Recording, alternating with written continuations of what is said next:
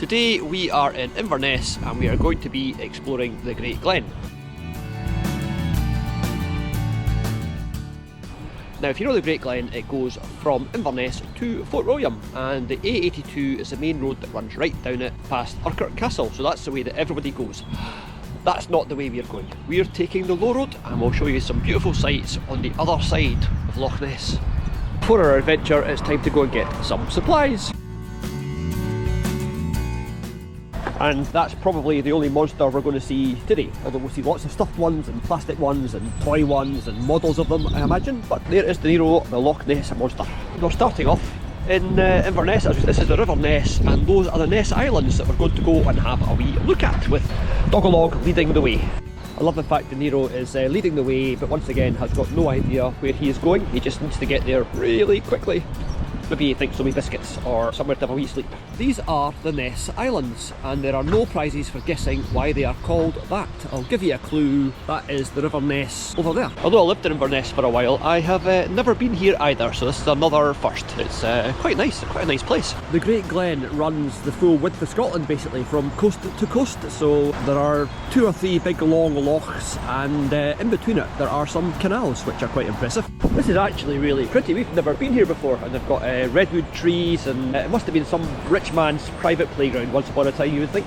It would be interesting to know a bit more of the history of these islands, but if you want to do that, I dare say you can go and Google it. We are not a history blog. I'm not going to bore you with lots of history where I can bore you with lots of other stuff. Again, we will be interrupted by lots and lots of sniffing. Another attraction in this area is the Ness Railway, which, as you can imagine, is a little train set that you can go for a ride around the park. It costs £2.50 and it looks like great fun, but unfortunately when we were there it wasn't open. It's only open in the summer. Yeah, we like the Ness Islands. A nice place for a wee walk. To talk about the plesiosaur in the room, one of the theories about the Loch Ness monster is it's actually a seal that swims up the River Ness into Loch Ness. You can decide for yourself whether that is plausible or not. But that's enough of the Ness Islands for now. We are going to head down towards Loch Ness. We are on the south side of Loch Ness for the South Loch Ness Trail, which is much better than going on the A82, the main road on the north side of the loch. That is the most popular way to go. This way is much nicer, trust me. And ladies and gentlemen, there you have possibly the most famous body of inland water in the world. That is Loch Ness, and we're going to drive down the south side of that and see what we can find. It is really cool, you'll enjoy it. We wonder if the Loch Ness monster was just an alpaca going for a swim. I mean, they've got the right shape of neck and the right shape of head, allegedly. So here we are on the banks of Loch Ness, and I'm going to take a walk down to the beach, which is just down the bottom of this little hill. I know that it's supposed to be like zip zip zip on YouTube, but how about here I just let you see some of the beauty of Loch Ness and I shut up for a minute. Sound like a plan?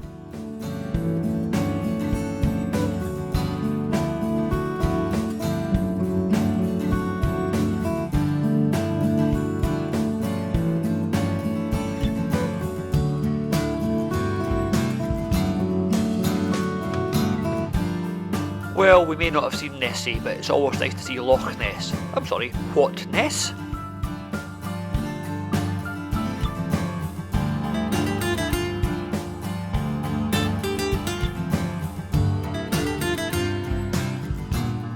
As Bex isn't here, we can come here. This is Bolsin, or possibly Bolsin burial ground, which is very nice. I've driven past this a lot when I used to work in the area, and it's a really pretty little graveyard. This little graveyard tucked away on the shores of Loch Ness has served the local community for centuries, and we think it is definitely well worth a bit of your time to go for a wee visit. In amongst all the normal sized sort of gravestones, you can see who had the money. That is the Fraser family memorial. Sadly a bit neglected looking now, but still quite impressive, and by far the biggest headstone in the cemetery. This is really nice. It's not a bad place to see out eternity, is it? On the shores of Loch Ness. Very pretty.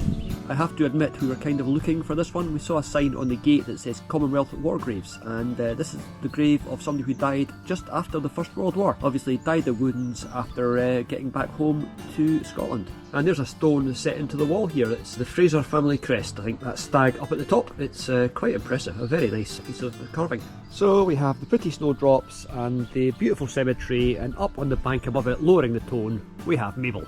Oh, interesting fact, a lot of the gravestones here have got people's professions on them. There's David Rose, who was a gardener, and over here we have Alexander Muir, who was a carpenter. Over the road from the graveyard is Bolsin House, which is hidden in the trees and you can't get in at the moment. But it was once owned by legendary occultist Aleister Crowley, who summoned demons and all sorts of weird things whilst he was living in the house. It's said that he summoned the demons and then forgot to banish them, so the demons are still there. The house was also owned for a while by Jimmy Page of Led Zeppelin fame. You can actually go and visit this place, but it's by permission only and it's heavily fortified. They don't really want you going in. I don't know if that's to do with Led Zeppelin, to do with Aleister Crowley, or if there's more history here than we are aware of. But that is Bolsin House, which is something that we are going to look into in more detail.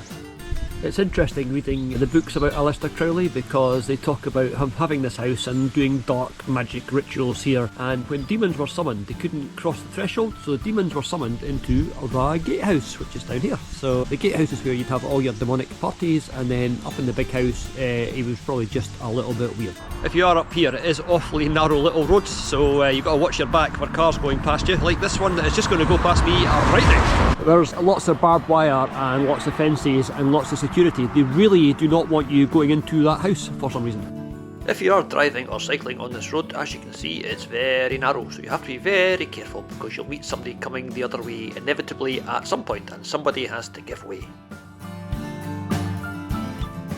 And here we are at the Falls of Foyers, and this stone was donated by Alcan, the aluminium company, for reasons that we will show you there. If you go to the north shore you get Urquhart Castle, if you go on the south shore you get the Falls of Foyers. So we are going to go and look at the Falls of Foyers, and once again DeNiro is leading the way. As you can see, it's a really cool wee maze of paths, which at the moment are all going down the way, but we'll have to stop here. We have an emergency. We cannot go any further because DeNiro has got his lead stuck round his leg.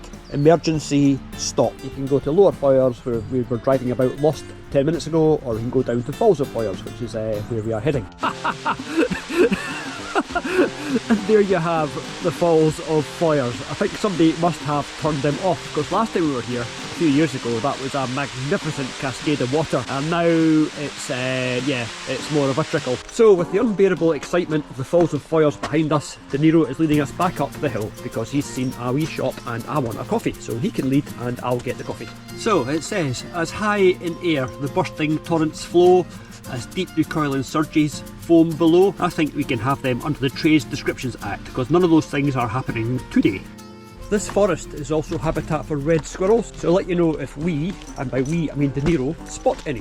See, we told you it could look majestic. That is a picture of the falls when they're actually doing their thing. And we like a bit of unexpected industry. Well, Foyers was also home to a massive aluminium smelter, which made this pretty scenic out the way place a target during the Second World War because aluminium was used to make aeroplanes. And that was Foyers. Next stop, Port Augustus. Ever get the feeling you're being watched? As part of their attempt to keep the Highlanders in check, the government built a network of roads over this part of the country, and that building was led by a guy called General Wade, who was a brilliant engineer, and this is one of his bridges that helped the British Army get about quickly and keep the unruly Highlanders in check. And now we're going to go and walk across the bridge because history, innit? This is one of the finest examples of a humpbacked single-span Wade bridge, and it was built in 1732, overseen by General Wade himself, and it linked Inverness and Fort Augustus. And if you're wondering why I'm suddenly such an expert on these bridges, I am reading that sign down there. But hey, if I hadn't shown you that sign, you'd have thought there's a man that really knows his humped-back single-span Wade bridges. You know, sometimes you just have to let your jaw drop and go, wow, how rugged and impressive looking is that? And obviously behind Mabel, there's a big mountain. That is the way we are heading, towards Fort Augustus, further down the Great Glen. And obviously, if you go the other side of Loch Ness, you don't get all these views. Honestly, with the scenery around here, you could make a 1 hour drive into a 1 hour video. This is Loch Tarf, and well, just look at it, it's absolutely gorgeous. This is just amazing.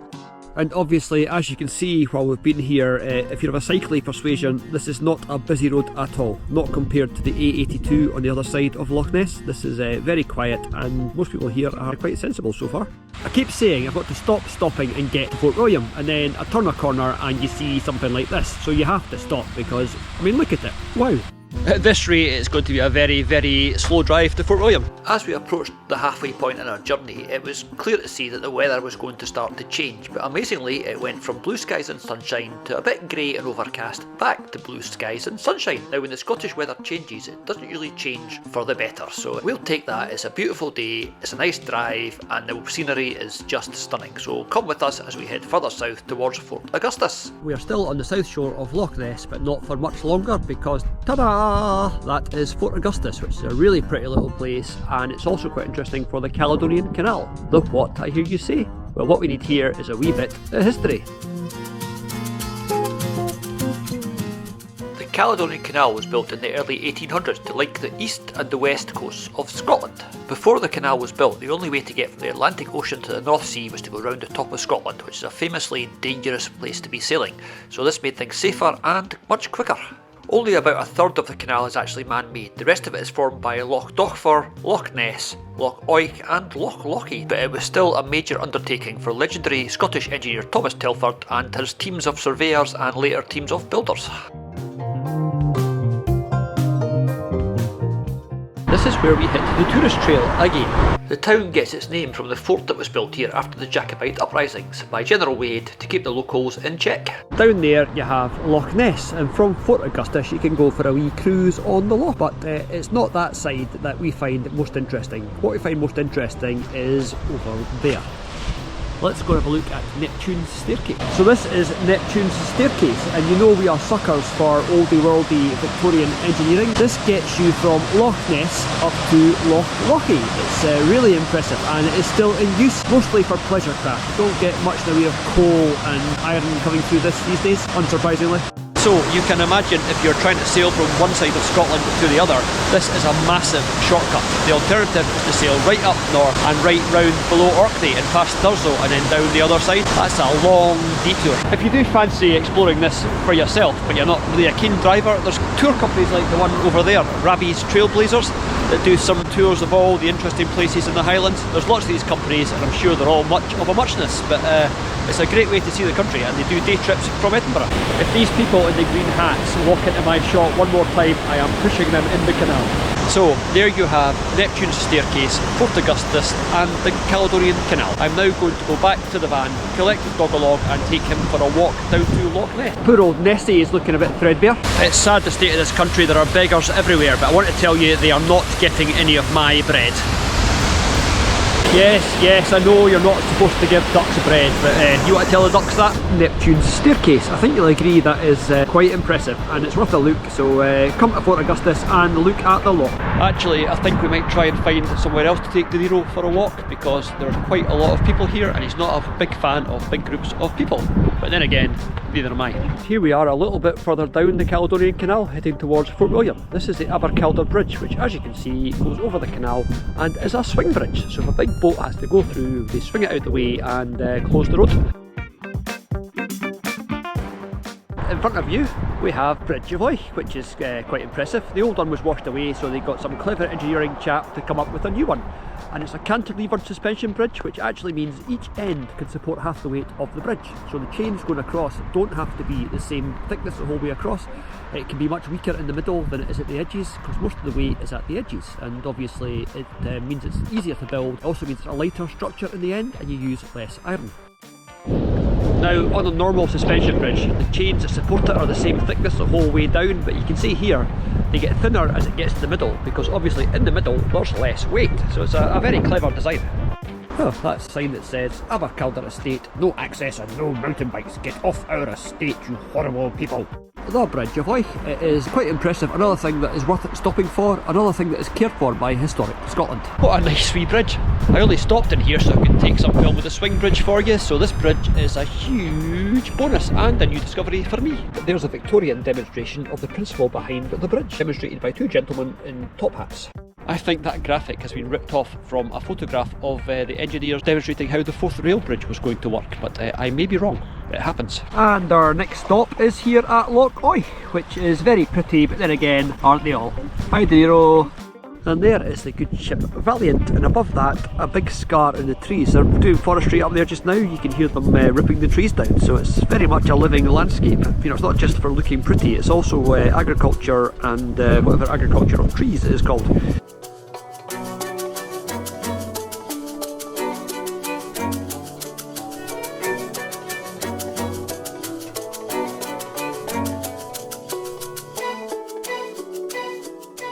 Right, I'm guessing you're probably just about canalled out, but I did see a sign that said Lagan Locks on the main road, so we did a bit of an emergency stop and a bit of an emergency right turn to have a wee look at Lagan Lock.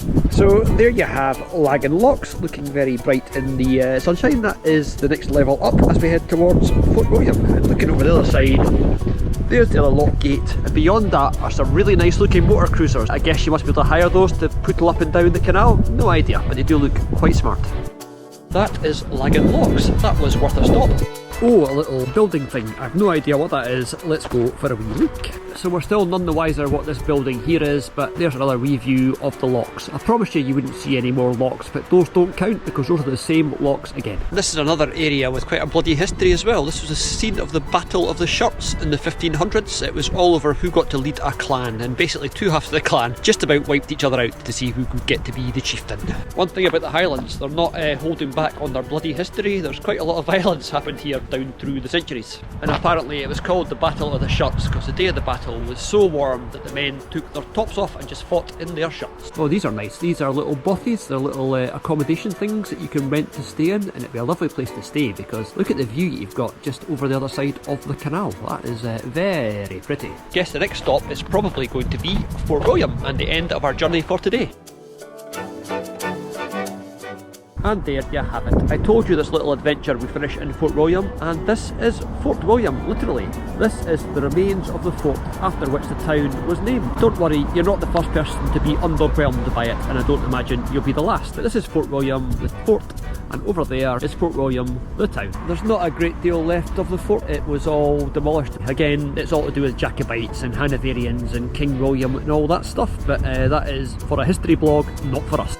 Fort William was put under siege by the Jacobites in 1746 to try and drive out the British Army garrison. During the siege, that hill in front of us we can see with the blue saltire painted on it was where the Jacobites placed their cannon to threaten the fortress. It's interesting to think what would have happened if Prince Charlie had been a bit more organised and a bit better planned for the Battle of Culloden, because it was winnable. He could have won it, and if he had won it, how different would Scottish history have looked? You would think something like Fort William would be a massive asset to the town, and it was bought by a lady who was a great beneficiary of Fort William, but unfortunately she was forced to sell it so they could build a railway station. So the fort was demolished and the railway station was built, as if they couldn't have built the railway station somewhere else. Up there is the summit of Ben Nevis, looking quite nice in the sunshine. You don't often see it in the sunshine and blue skies, so there you are, a wee picture of Ben Nevis from Fort William. And here we are standing on the wall of the fort. I bet it was an impressive building to see when it was here, much better than a railway station and a supermarket, which is what we've got now. We have come through that little gate there, which is called the Sally Port, and we are now outside the wall. So that is the wall of Fort William Fort. This is another I've never been here before place, this particular bit of beach. I did not even know it was here. So let's go for a little 360-degree panorama of the beauty that surrounds Fort William. We are at one end of the Great Glen now, so this is a sea loch, so ships would sail up the sea loch, then they would join the Caledonian Canal to get through to Inverness. So you've seen the Caledonian Canal today, you're probably bored with canals, but anyway, this is where it all ends. I think if you do see an old boat somewhere, then you just have to try and take an artistic photograph of it. So here's an artistic photograph of that boat with the blue sky in the background. But as we've followed the Caledonian Canal from its start, we might as well now go and see where it ends.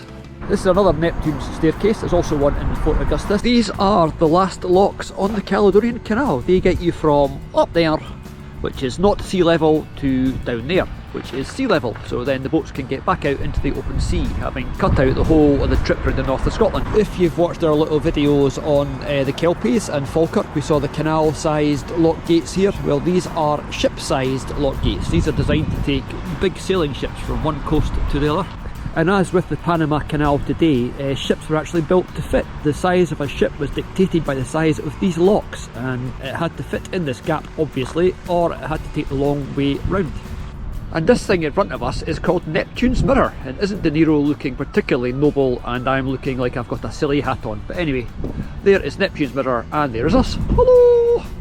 So there it is, that is the end of the Caledonian Canal. You can follow that all the way up the Great Glen. We'd just like to say a massive thank you to the people who have supported us on our Ko-fi link and bought DeNiro a biscuit. If you'd like to buy DeNiro a biscuit, the link is down there.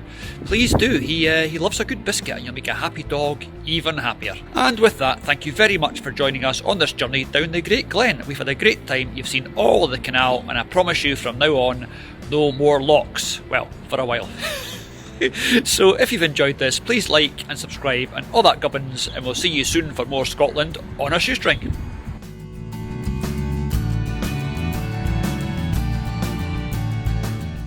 Excuse me, you are not supposed to be up there, DeNiro.